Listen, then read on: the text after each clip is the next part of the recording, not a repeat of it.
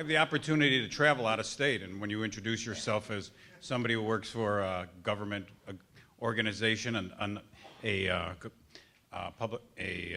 public policy organization aimed at promoting rational tax policy and sustainable budgets, you get exactly that response.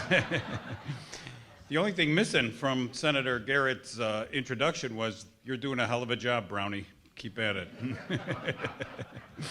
But clearly, this is anything but funny where we are in Illinois. And I think we have a fantastic panel of public servants in front of us today who stepped forward in the public interest to help lead our state.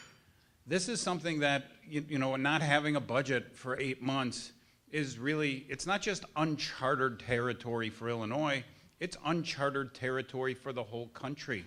We don't have another state we can compare to. We used to take, 7, 8 years ago, we used to take a little solace. Well, California's down at the bottom as one of the worst rated credits with Illinois. California has addressed most of their problems. They still have many challenges, as we will once we address our budget, but we're by ourselves in Illinois. And, it's not funny, it's sad, and it's frightening. And we don't have a budget because some of the priorities of this state, some of these elected representatives, their priorities are not included in the spending that's going on. We could, get into greater detail over the level of what we're spending. We're spending more than we have.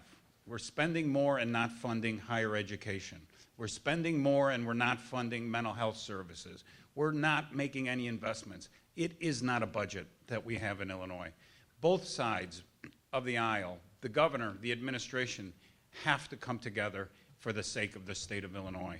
Our city of Chicago and Chicago Public Schools, where we are today, are on the brink of collapse financially. A lot of it is being driven by decisions that were made. And I sum it up to people this way. In Illinois, we never miss the opportunity to miss an opportunity to correct our past mistakes. And one of the big mistakes we make is that we set long-term goals and set things like our pension funding schedule that has no basis in financial reality.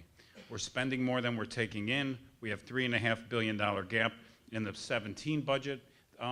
Potentially, we have about, at least in the 17 budget that Governor Rauner proposed, we still haven't dealt with about the $4 billion gap in the current year's budget. So my goal, my hope is that we will get these fine panelists, these state senators and representatives, to not tell us what they think we want to hear, but to tell all of you what you need to know, what everyone needs to know in order to stabilize our state's finances and have a budget. Thank you.